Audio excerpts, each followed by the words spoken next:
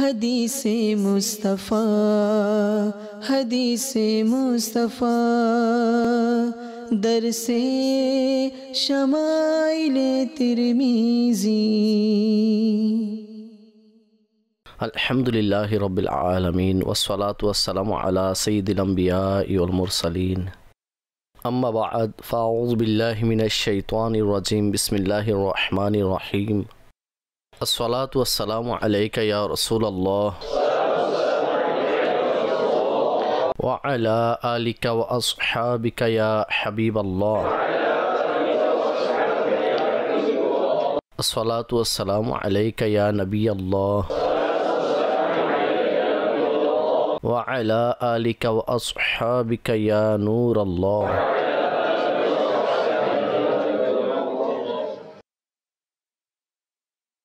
দরসে শামাইলে তিরমিজি আলহামদুলিল্লাহ আমাদের অব্যাহত রয়েছে। আমাদের বিগত দরসে নবী মুহতারাম সাল্লাল্লাহু তাআলা আলাইহি ওয়া আলিহি ওয়াসাল্লামের প্রকাশ্য উফাতের প্রসঙ্গে, পৃথিবী হতে পর্দা গ্রহণ প্রসঙ্গে আলোচনা শেষ হয়েছিল। দুটি হাদিস এই প্রসঙ্গে আমরা শ্রবণ করেছিলাম। সামনে আরও হাদিসে মুবারাকা ইমাম তিরমিজি রহমতুল্লাহি তাআলা আলাই এই প্রসঙ্গে আলোচনা করছেন।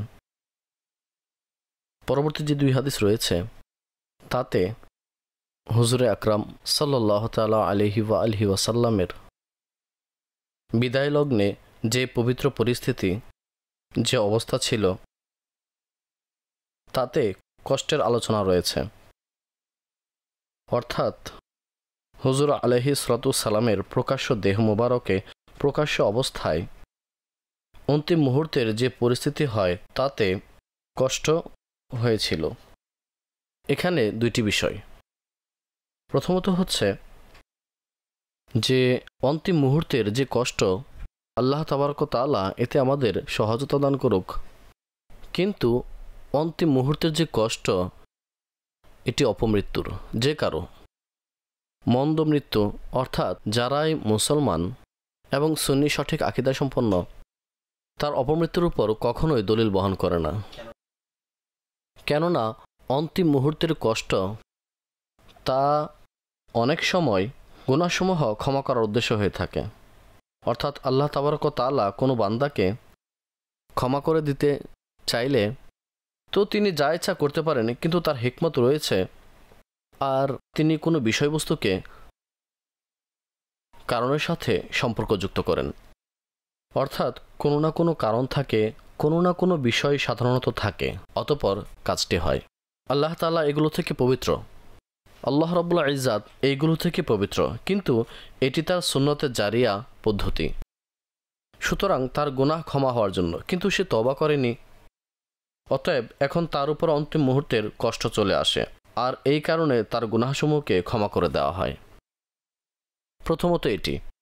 আর এই ইস্যুতেই অনেক সময় বান্দার নির্দিষ্ট মর্যাদা নির্ধারিত থাকে, আর এখনও সে ওই মর্যাদায় অধিষ্ঠিত হয়নি, কিন্তু মৃত্যুর সময় চলে আসে, তখন তার উপর অন্তিম মুহূর্তের কষ্ট আরোপ করে দেওয়া হয়, যার ফলস্বরূপ সে ওই স্তরে পৌঁছে যায় এবং ওই কারণে সে সওয়াবও পায়। এই জন্য পূর্বপুরুষদের মধ্যে কতিপয় বুজুর্গানে দিন এমন ছিলেন, যেমন হজরত ওমর বিন আব্দুল আজিজ রহমতুল্লাহি তাআলা আলাই, আরও অনেকে অন্তিম মুহূর্তেও কষ্ট সহজতার প্রার্থনা করতেন না। আর তারা এটা বলতেন যে এটা শেষ সুযোগ, যার মাধ্যমে আমরা আমাদের মর্যাদাকে, আমাদের নেকিকে আমরা বাড়াতে পারি। এরপর সুযোগ শেষ হয়ে যাবে। এখন কষ্ট আরোপ হলেও এতে যে মর্যাদা আছে, নেকি রয়েছে, তা বৃদ্ধি হয়ে যাবে। এই ছিল প্রথম বিষয়। আর দ্বিতীয় বিষয়, নবী করিম সাল্লাল্লাহু তাআলা আলাইহি ওয়া আলিহি ওয়াসাল্লামের প্রসঙ্গে যেই কষ্টই আরোপিত হয়েছে তা প্রকাশ্য দিক থেকে হয়েছে, নতুবা নবী করিম সাল্লাল্লাহু তাআলা আলাইহি ওয়া আলিহি ওয়াসাল্লামের বাতিনি যে বিষয় ছিল তা সম্পূর্ণ আল্লাহ তাবারক তাআলার সাথে সম্পৃক্ত ছিল। এই জন্য জিবরাইল আমিন আলাইহিস সালাতু সালাম 3 দিন পর্যন্ত নবী করিম সাল্লাল্লাহু আলাইহি ওয়াসাল্লামের দরবারে উপস্থিত হতে লাগলেন, অনুমতি চাইতে থাকতেন, আর হুজুরের শুশ্রূষার জন্য উপস্থিত হতে থাকতেন। তৃতীয় দিন নবী করিম সাল্লাল্লাহু তাআলা আলাইহি ওয়াসাল্লামের অনুমতিতে তার রূহ মালাকুল মউত আলাইহিস সালাম কবজ করেছিলেন। সুতরাং এইসব কিছু যা অন্তিম মুহূর্তে সংঘটিত হয়েছিল তা প্রকাশ্য দেহের উপর হয়েছিল।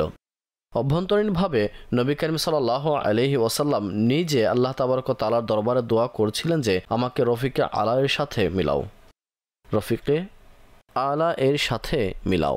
সুতরাং এরকম নবী করিম সাল্লাল্লাহু আলাইহি ওয়াসাল্লামের প্রকাশ্য দেহের উপর এই পরিস্থিতি আরোপ হয়েছিল। সুতরাং পূর্বপুরুষদের মাঝে বুজুর্গানে দ্বীন রাহিমাহুমুল্লাহ আজমাইনদের মধ্যে এই পদ্ধতি অব্যাহত ছিল, যা আমি এখন আপনাদের সামনে উপস্থাপন করলাম, যে তারা এইরূপ অবস্থা থেকে বাঁচার জন্য দোয়া করতেন না। এর কারণ এটাই ছিল।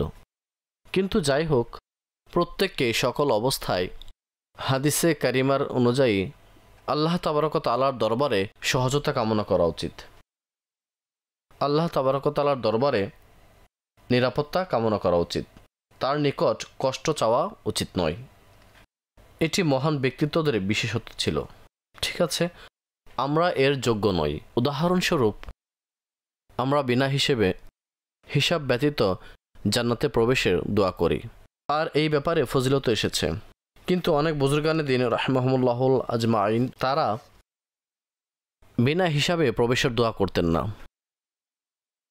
তারা বলতেন যে আমাদের হিসাব হোক, আর হিসাব দ্বারা উদ্দেশ্য হচ্ছে আল্লাহর দরবারে উপস্থিত হওয়া। আর আল্লাহ তাবারক ওয়া তাআলা বলবেন আবদি, হে আমার বান্দা। তখন আমি আরজ করব লাব্বাইকা রব্বি। এটি একটি খুব মিষ্টি মিষ্টি এবং ভারী সুন্দর কথোপকথন হবে, যে আল্লাহ তাবারক ওয়া তাআলা আমাকে বলবেন হে আমার বান্দা, আর আমি আরজ করব হে আমার রব। সুতরাং এই জন্য তারা বলতেন আল্লাহ তাবারক ওয়া তাআলা আমাদের হিসাব গ্রহণ করুক, আর হিসাব দ্বারা উদ্দেশ্য আমাদের আমল আল্লাহ তাবারক ওয়া তাআলা আমাদের সামনে প্রদান করুক, আর এই ধরনের কথোপকথন হোক। কিন্তু প্রকাশ্য যে আমরা আল্লাহ তাবারক ওয়া তাআলার দরবারে কি দোয়া করব যে হে আল্লাহ, আমাদেরকে বিনা হিসাবে জান্নাতে প্রবেশ করান, কেননা আমরা এর যোগ্য নই, আর না আমাদের অবস্থা এমন হওয়ার সম্ভাবনা আছে। অনেক কঠিন পরিস্থিতি হয়, এরকম পরিস্থিতিতে বান্দা খুব কষ্টে আরোপিত হয়। সুতরাং যাই হোক, অন্তিম মুহূর্তের কষ্টেও নবী করিম সাল্লাল্লাহু আলাইহি সাল্লামের ওসিলায় আল্লাহর দরবারে দোয়া করা উচিত। দুইটি হাদিস এই প্রসঙ্গে সাইয়্যিদা আয়েশা রাদিয়াল্লাহু তাআলা আনহা থেকে বর্ণিত।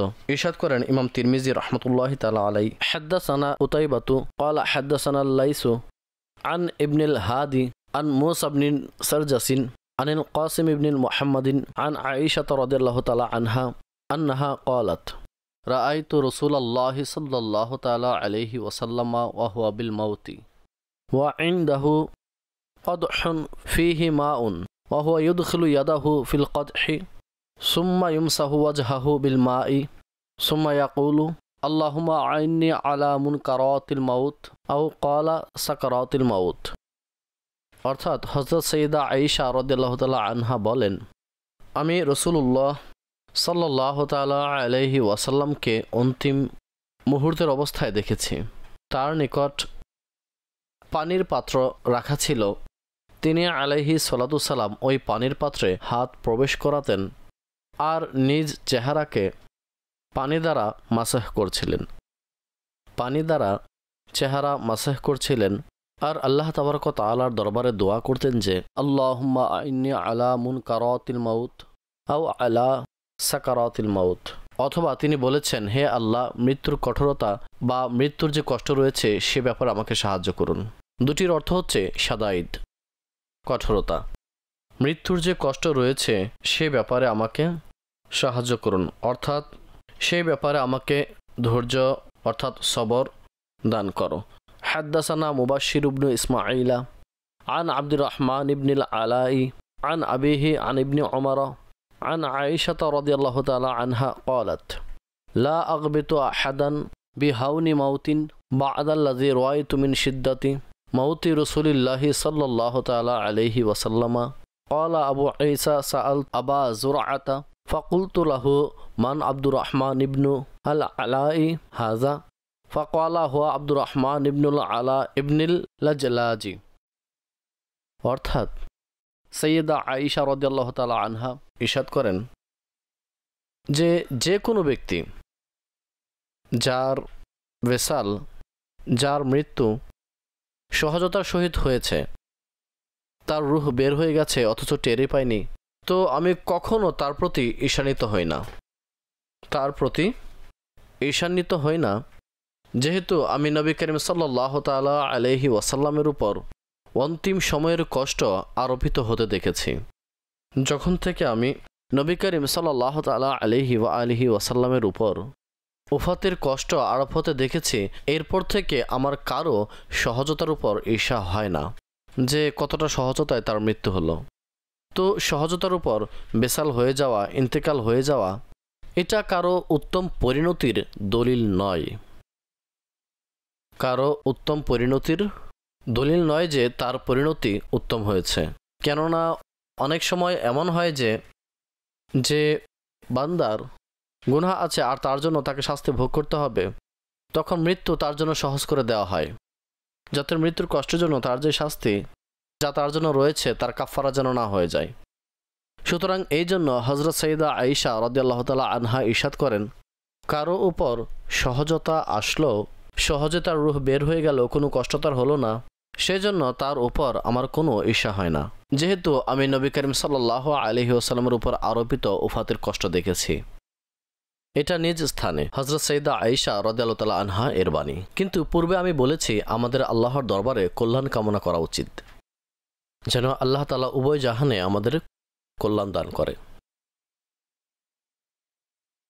حدثنا أبو قريب محمد بن العلاء قال حدثنا أبو معاوية عن عبد الرحمن بن أبي بكر وهو ابن المليكي عن ابن أبي مليكة عن عائشة رضي الله تعالى عنها قالت لما قبض رسول الله صلى الله عليه وسلم اختلافوا في دفنه فقال أبو بكر سمعت من رسول الله صلى الله عليه وسلم شيئا ما نسيته قال ما قبض الله نبيا إلا في موضع الذي يحب أن يدفن فيه ادفنوه في موضع فراشه।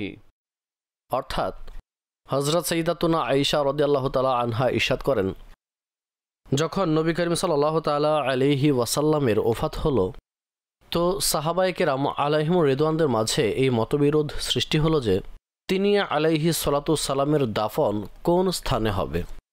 তিনি আলাইহি সালাতু সালামের দাফন কোন স্থানে হবে।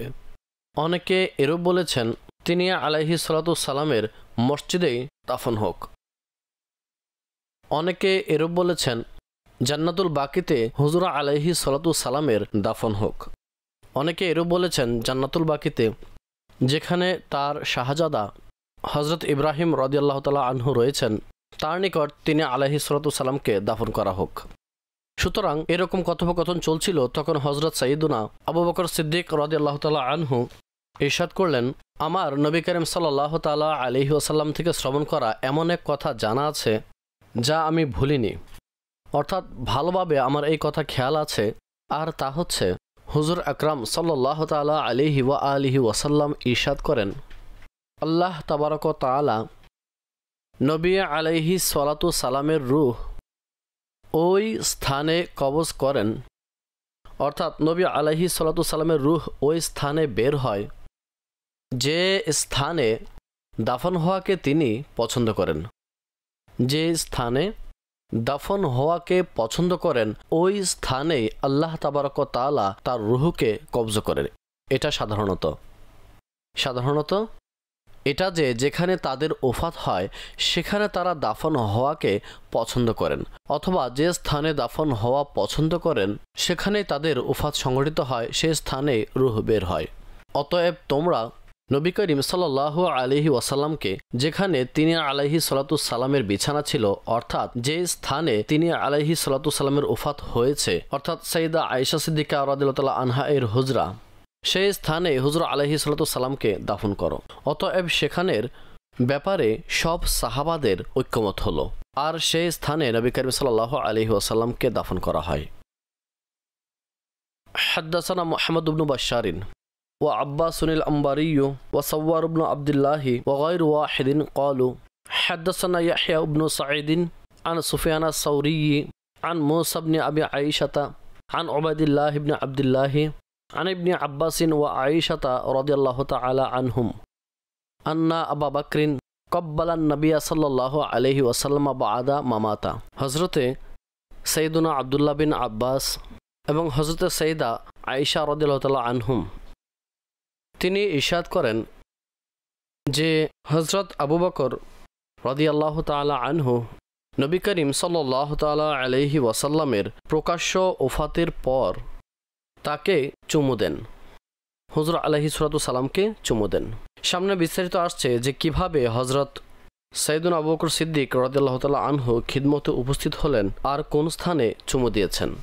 এখানে ব্যাখ্যাকারীগণ দুটি কারণ বর্ণনা করেছেন যে হযরত সাইয়্যিদুনা আবু বকর সিদ্দিক রাদিয়াল্লাহু তাআলা আনহু তিনি নবী করিম সাল্লাল্লাহু তাআলা আলাইহি ওয়াসাল্লামকে কেন চুমু দিলেন, চুম্বন করলেন।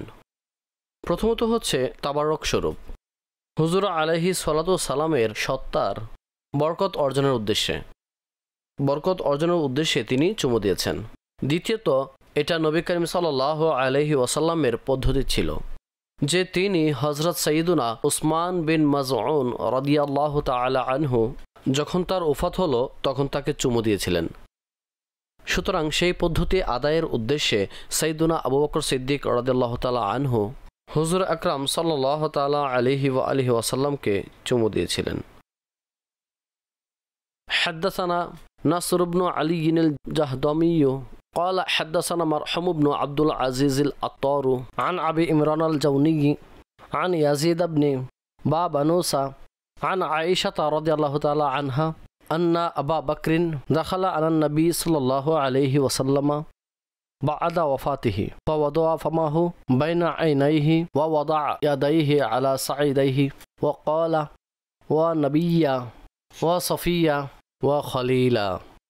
অর্থাৎ হযরত সাইয়্যিদা আয়েশা রাদিয়াল্লাহু তাআলা আনহা বর্ণনা করেন যে হযরত আবু বকর রাদিয়াল্লাহু তাআলা আনহু নবী করিম সাল্লাল্লাহু তাআলা আলাইহি ওয়াসাল্লামের নিকট হুজুরের প্রকাশ্য ওফাতের পর উপস্থিত হলেন আর তিনি তার নিজের মুখ নবী করিম সাল্লাল্লাহু তাআলা আলাইহি ওয়া আলিহি ওয়াসাল্লামের দুই চোখের মাঝখানে রাখলেন, অর্থাৎ চুমু খেলেন, আর নিজের দুই হাত নবী করিম সাল্লাল্লাহু আলাইহি ওয়াসাল্লামের বাহুর উপর রাখলেন।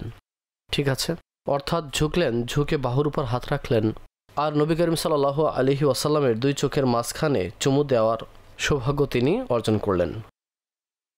আর এরকম আরজ করল যে হায় আমার নবী, হাই আমার সফি, হাই আমার খলিল, অর্থাৎ হে নবী, হে সফি, হে খলিল, এরকম তিনি আরজ করলেন।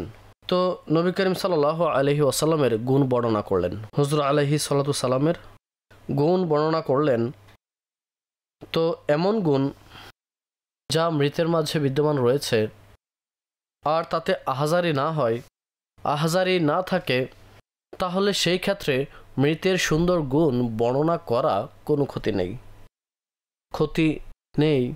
সমস্যা তাতে রয়েছে যেখানে মিথ্যা প্রশংসা করা হয়, যেখানে তার মিথ্যা প্রশংসা করা হয় অথবা আহাজারি করা হয়, তাতে আহাজারি করা হয়। নতুবা যদি কারো ভালো গুণ বর্ণনা করা হয়, তার ভালো কথা বর্ণনা করা হয়, আহাজারি করা না হয়, তাহলে তা বর্ণনা করাতে কোনো ক্ষতি নেই। সুতরাং আমাদের বুজুর্গদের এই পদ্ধতি ছিল। ঠিক আছে। حدثنا بشر بن حلال الصواف البصري قال حدثنا جعفر بن سليمان عن ثابت عن أنس قال لما كان يوم الذي دخل فيه رسول الله صلى الله عليه وسلم المدينة أضاء منها كل شيء فلما كان اليوم الذي مات فيه أظلم منها كل شيء وما نفضنا أيدينا من التراب وإنا لفي دفنه حتى أنكرنا قلوبنا। অর্থাৎ হযরত সাইয়্যিদুনা আনাস বিন মালিক রাদিয়াল্লাহু তাআলা আনহু তিনি ইরশাদ করেন, যখন নবী করিম সাল্লাল্লাহু তাআলা আলাইহি ওয়া আলিহি ওয়াসাল্লাম মদিনা মুনাওয়ারায় তাশরিফ নিয়ে আসলেন, তখন মদিনার প্রত্যেক বস্তু ঝলমল করছিল। আদওয়া মিনহা কুল্লু শাইইন, প্রত্যেক বস্তু ঝলমল করছিল, অর্থাৎ তার নূরে আনোয়ার দ্বারা, অর্থাৎ প্রকাশ্য এবং বাতিনি দুই ক্ষেত্রেই ঝলমল করছিল। এখানে আল্লামা আব্দুর রউফ আল মুনাবি রহমতুল্লাহ তালা আলাই, আল্লামা বাজুরি রহমতুল্লাহ তালা আলাই, তারা সবাই এই কথা লিখেছেন যে হুজুর আলাইহি সালাতুসাল্লাম নূরুল আনওয়ার, সমস্ত নূরের নূর। স্পষ্ট বিষয় যে যেখানে তিনি তাশরিফ নিয়ে যেতেন সেখানে আলোকিত করে দিতেন। আর মদিনাকে তো তিনি এমনিতেই আলোকিত করার জন্য তাশরিফ এনেছিলেন। সুতরাং মদিনা তার নূর মুবারক দ্বারা আলোকিত হয়ে ওঠে, হিস্সিভাবে এবং অর্থগতভাবেও। ঠিক আছে। অতঃপর বলেন, যেদিন হুজুর আলাইহি সালাতুসাল্লাম পৃথিবী হতে পর্দা করেন, ওফাত হয় তিনি আলাইহি সালাতুসাল্লামের, তখন মদিনার প্রত্যেক বস্তুতে অন্ধকার ছেয়ে গিয়েছিল, অর্থাৎ দুঃখ নেমে আসলো, তাতে দুঃখ নেমে আসলো। অতঃপর তিনি বলেন, এখনও আমরা মাটি হতে হাতও ঝাড়িনি, অর্থাৎ হুজুর আলাইহি সালাতুসাল্লামকে আমরা দাফন করলাম, দাফন হলো হুজুর আলাইহি সালাতুসাল্লামের। এরপর এখনও আমরা নিজেদের হাতও ঝাড়িনি, আমরা আমাদের কলবের অস্বীকার করেছি, আমাদের মনকে অস্বীকৃতি জানিয়েছি। এর দুটি অর্থ ব্যাখ্যাকারীগণ করেছেন। অন্তরের অস্বীকৃতি জানানো দ্বারা কী উদ্দেশ্য? একটি অর্থ হচ্ছে নবী করিম সাল্লাল্লাহু তাআলা আলাইহি ওয়া আলিহি ওয়াসাল্লামের সংস্পর্শের বরকতে যে নম্রতা, অন্তরের যে নম্রতা তাদের অর্জন হয়েছিল, হুজুর আলাইহি সালাতুসাল্লামের পৃথিবী হতে পর্দা করার কারণে সেগুলোর কমতি অনুভব হয়েছে। স্পষ্টত নবী করিম সাল্লাল্লাহু তাআলা আলাইহি ওয়া আলিহি ওয়াসাল্লামের যে শিক্ষা ও প্রশিক্ষণ ছিল, যে শিক্ষা ও প্রশিক্ষণ দিয়েছিলেন, সর্বদা হুজুর আলাইহি সালাতুসাল্লাম তাদেরকে দিক নির্দেশনা প্রদান করতেন। সুতরাং ওই যে অনুভূতি হয়েছিল তার কমতি অনুভব হয়েছিল। একটি এরও বর্ণনা করা হয়েছে। দ্বিতীয়ত বলা হয়েছে, আমরা মানসিকভাবে প্রস্তুত ছিলাম না, আমরা হুজুর আলাইহি সালাতুসাল্লামকে দাফন করে দিয়েছি। আমাদের অন্তর এটা অস্বীকার করছিল। যেমন হজরত আনাস বিন মালিক রাদিয়াল্লাহু তাআলা আনহু তিনি স্বয়ং ইরশাদ করেন, যখন আমি ফিরে আসলাম দাফনের পর, তো হজরত সাইদা ফাতিমা রাদিয়াল্লাহু তাআলা আনহা আমাকে বললেন যে, হে আনাস, তোমার অন্তর কিভাবে সমর্থন করলো যে তুমি নবী করিম সাল্লাল্লাহু তাআলা আলাইহি ওয়াসাল্লামকে মাটি অর্থাৎ দাফন করে তার উপর মাটি দিয়ে চলে এসেছ? অর্থাৎ তোমাদের অন্তর কিভাবে এটা মেনে নিল? যাই হোক, স্পষ্টত শরীয়তের আদেশ ছিল, তা পূরণ করা আবশ্যক ছিল। হাদ্দাসানা মুহাম্মদ ইবনে হাতিম قال حدثنا عامر بن صالح عن هشام بن عروة عن أبيه عن عائشة رضي الله تعالى عنها قالت توفي رسول الله صلى الله عليه وسلم يوم الاثنين। নবী করিম সাল্লাল্লাহু তাআলা আলাইহি ওয়া আলিহি ওয়াসাল্লাম এর ওফাতের দিন হযরতে সাইয়্যিদা আয়েশা বর্ণনা করেন, ইরশাদ করেন, হুজুর আলাইহি সালাতুসাল্লামের যে ওফাত হয়েছে তা সোমবারে হয়েছে। তিনি আলাইহি সালাতুসাল্লামের ওফাত সোমবারের দিন হয়েছে, জন্ম সোমবারের দিন হয়েছে, আর ওফাতও হুজুর আলাইহি সালাতুসাল্লামের সোমবারের দিন হয়েছে। حدثنا محمد بن أبي عمر قال حدثنا سفيان بن عيينة عن جعفر بن محمد عن أبيه قال قبض رسول الله صلى الله عليه وسلم يوم الاثنين فمكث ذلك اليوم وليلة الثلاثاء ودفن من الليل। قال سفيان وقال غيره سمع صوت المصاح من آخر الليل। অর্থাৎ হযরত সাইয়্যিদুনা ইমাম জাফর সাদিক রাদিয়াল্লাহু তাআলা আনহু নিজ সম্মানিত পিতা অর্থাৎ ইমাম মুহাম্মদ বাকির রাদিয়াল্লাহু তাআলা আনহু, যিনি তাবেঈ ছিলেন, তার থেকে বর্ণনা করেন।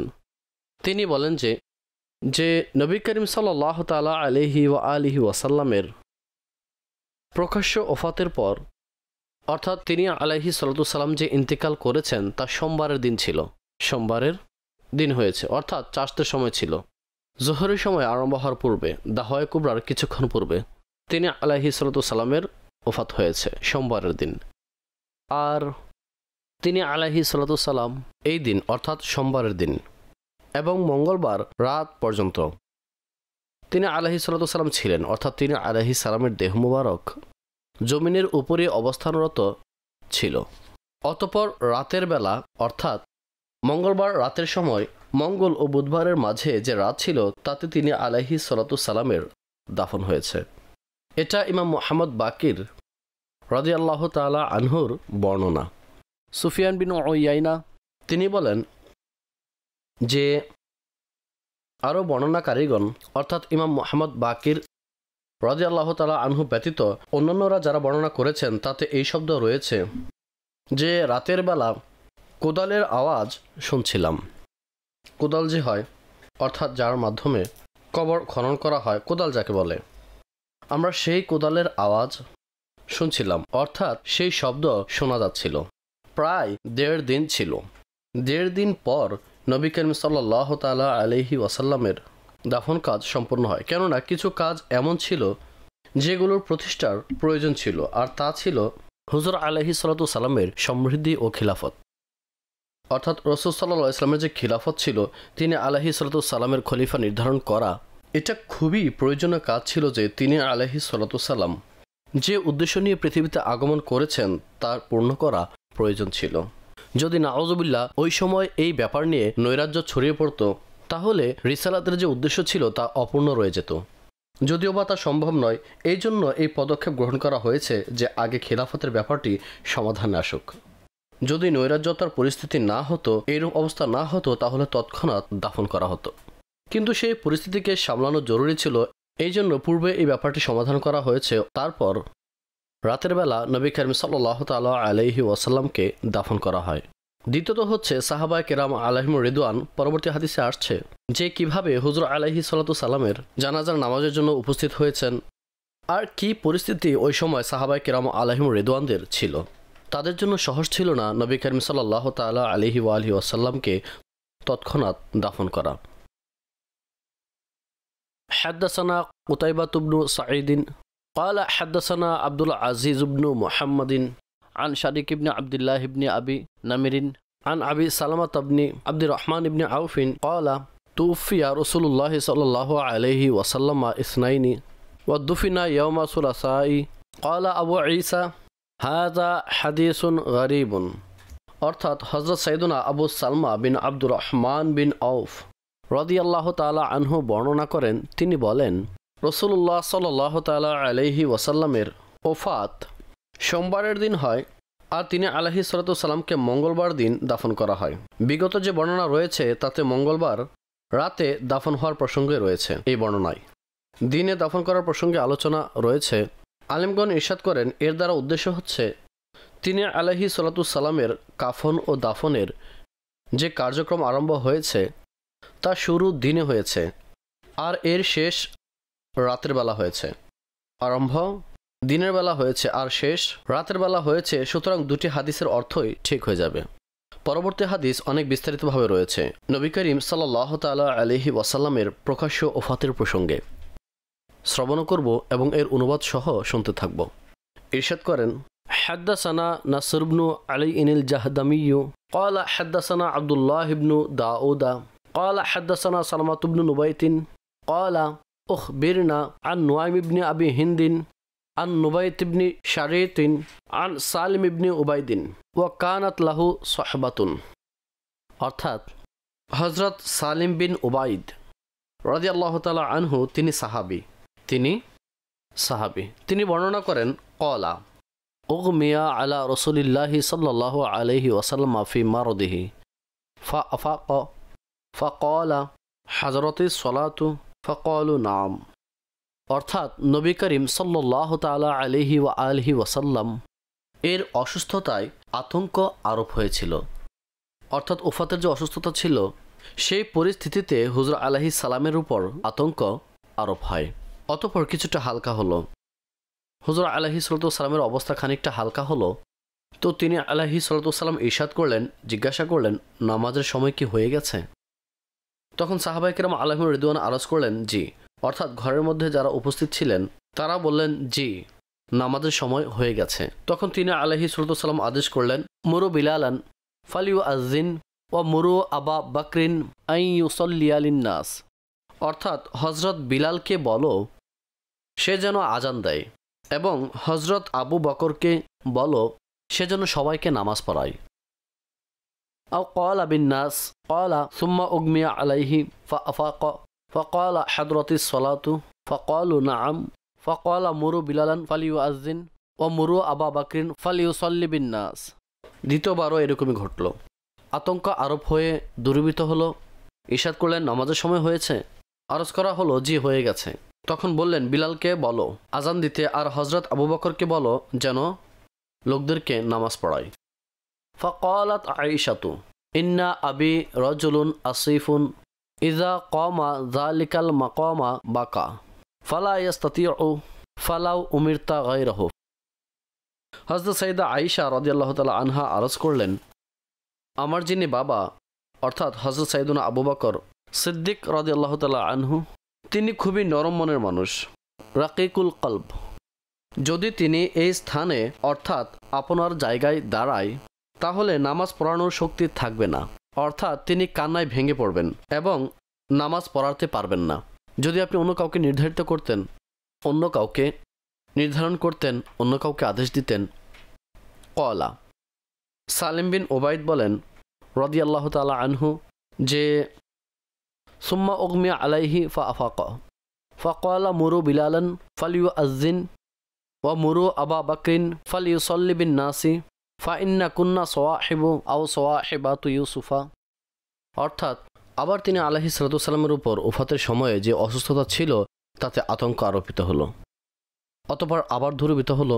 অতঃপর তিনি আলাইহিস সালাতু ওয়াসসালাম বললেন, হযরত বিলালকে বলো সে যেন আজান দেয়, আর আবু বকরকে বলো সে যেন মানুষের নামাজ পড়ায়।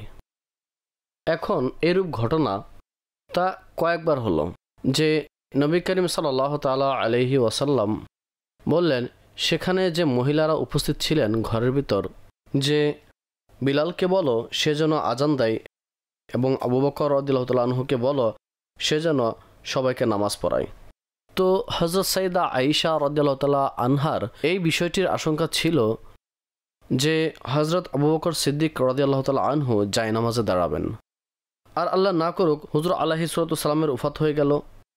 এমন যেন না হয় সবাই আমার বাবাকে ধিক্কারের নিশানা না বানিয়ে নেয় যে আপনি এই স্থানে দাঁড়িয়েছেন এই জন্য হুজুর আলাইহিস সালাতু ওয়াসসালামের ওফাত হয়েছে, আপনি মুসল্লায় দাঁড়িয়েছেন তাই আল্লাহ তাবারক ওয়া তাআলা হুজুর আলাইহিস সালামকে দুনিয়া থেকে উঠিয়ে নিয়েছেন, তিনি পর্দা করেছেন। সুতরাং তার অন্তর মাঝে এই কথা ছিল, কিন্তু প্রকাশ্য তিনি এই কথা বলতে পারেননি। সুতরাং এই জন্য তিনি আরজ করলেন, আসল কথা উল্লেখ করলেন, আমার বাবাজান হচ্ছেন রাকিকুল কলব। অতএব আপনি অন্য কাউকে আদেশ দিন, তার অন্তর এত নরম যে তিনি পড়াতে পারবেন না। অতঃপর এই কথায় তিনি হযরত হাফসা রাদিয়াল্লাহু তাআলা আনহাকে বললেন, আপনিও হুজুর আলাইহিস সালাতু ওয়াসসালামের দরবারে এই কথায় আরজ করুন। তো নবী করিম সাল্লাল্লাহু তাআলা আলাইহি ওয়াসাল্লাম আল্লাহর দয়ায় অদৃশ্যের জ্ঞান রাখেন, মানুষের অবস্থা সম্বন্ধে অবগত।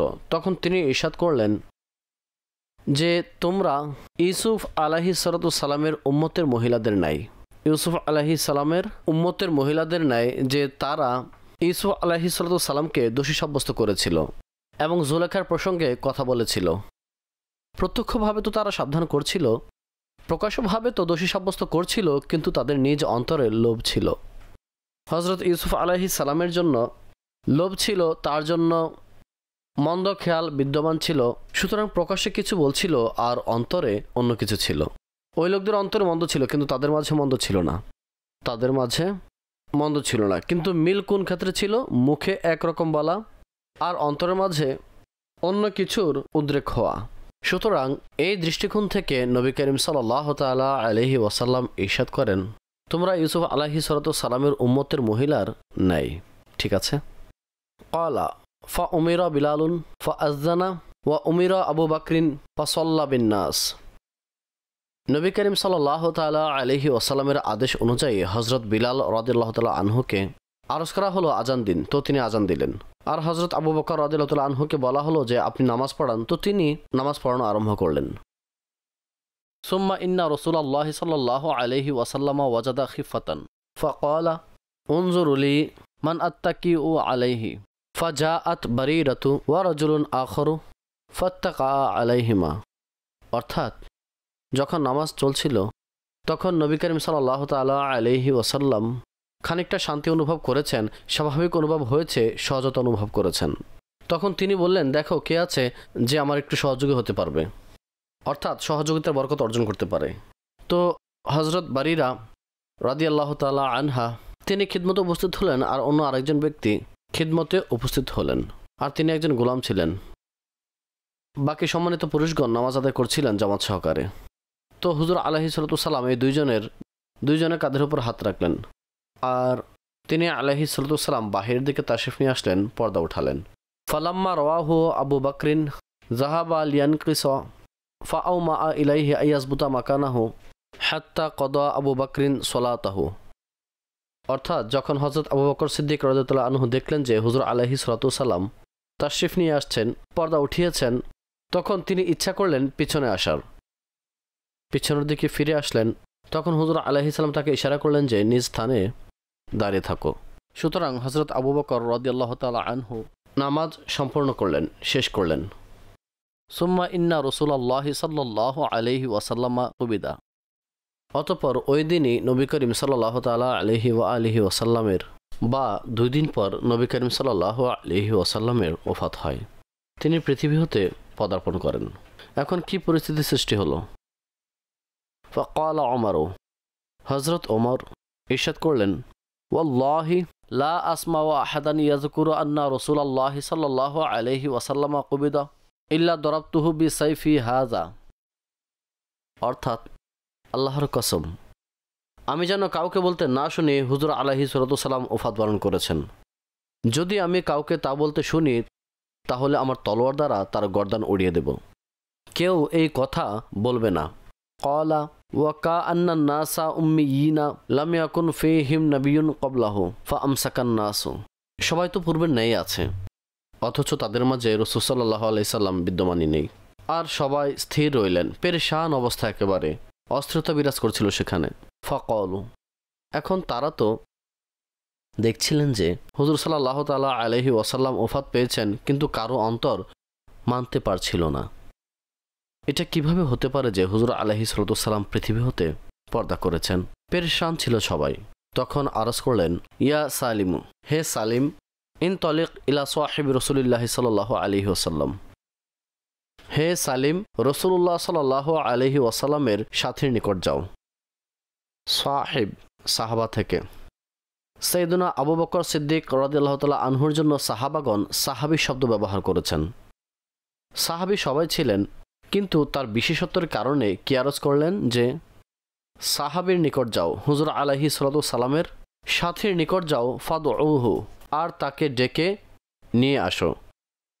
ফা আতাইতু আবা বকরিন ওয়া হুয়া ফিল মসজিদি। আমি হযরত আবু বকর রাদিয়াল্লাহু তাআলা আনহুর নিকট উপস্থিত হলাম, আর তিনি নিজ মসজিদে ছিলেন।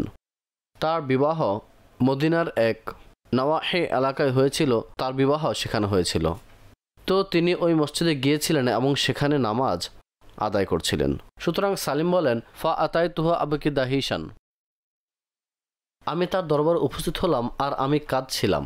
বেদনার কারণে যে পরিস্থিতির আমি শিকার হয়েছিলাম যে একই হয়ে গেল। সুতরাং আমি কান্না করছিলাম। ফালাম্মা রাআনি ক্বাল আলী আ কুবিতা রাসূলুল্লাহি সাল্লাল্লাহু আলাইহি ওয়াসাল্লাম।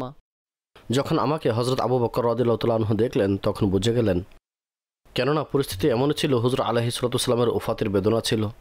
তখন বললেন, নবী করিম সাল্লাল্লাহু আলাইহি ওয়াসাল্লাম কি পৃথিবী হতে পর্দা করেছেন? কুলতু, আমি আরজ করলাম, ইন্না ওমর ইয়াকুলু লা আসমাহু আহাদান ইয়াযকুরু আন্না রাসূলুল্লাহি সাল্লাল্লাহু তাআলা আলাইহি ওয়াসাল্লাম কুবিদা ইল্লা দরাবতুহু বিসাইফি হাযা। আমি তো বলতে পারিনি যে রাসূল সাল্লাল্লাহু আলাইহি সাল্লাম ওফাত পেয়ে গেছেন। আমি বললাম, হযরত ওমর রাদিয়াল্লাহু তাআলা আনহু ইরশাদ করছেন, যে কেউ এই কথা বলবে যে রাসূল সাল্লাল্লাহু আলাইহি সাল্লাম পৃথিবী হতে পর্দা করেছেন, ওফাত হয়ে গেছে, তাহলে আমি এই তলোয়ার দ্বারা তার গর্দান উড়িয়ে দেব। ফাকাল আলী, হযরত আবু বকর সিদ্দিক রাদিয়াল্লাহু তাআলা আনহু তিনি আমাকে বললেন, ইনতলিক, চলো। ফানতলাকতু মাআহু, আমি তিনি রাদিয়াল্লাহু তাআলা আনহুর সাথে গেলাম। সামনে দীর্ঘ হাদিস রয়েছে, ইনশাআল্লাহ তাবারাক ওয়া তাআলা পরে কি পরিস্থিতি হয়েছে তা আমরা পরবর্তী দরসে শুনব। রব্বুল ইজ্জাত জাল্লা ওয়া আলা নবী রাহমাত সাল্লাল্লাহু তাআলা আলাইহি ওয়া আলিহি ওয়াসাল্লামের নূরে হিসসি ও মাআনবী দ্বারা আমাদের অন্তরকে, আমাদের জীবনকে, আমাদের কবরকে আলোকিত করুক, আর আমাদের ঘরে তিনি আলাইহিস সালাতু সালামের নূরের কিরণ প্রদান করুক। তিনি আলাইহিস সালাতু সালামের বরকত, রহমত উভয় জাহানে আল্লাহ তাবারক ওয়া তাআলা আমাদের পরিবারবর্গকে, বিশেষভাবে আমাদের মা বাবাকে আহলে সুন্নাতের অনুসারীদের দান করুক। আমিন বিজাহিন নবিল আমিন সাল্লাল্লাহু তাআলা আলাইহি ওয়া আলিহি ওয়াসাল্লাম। हदीसे मुस्तफ़ा हदीसे मुस्तफ़ा दरसे शमाइले तिरमिज़ी।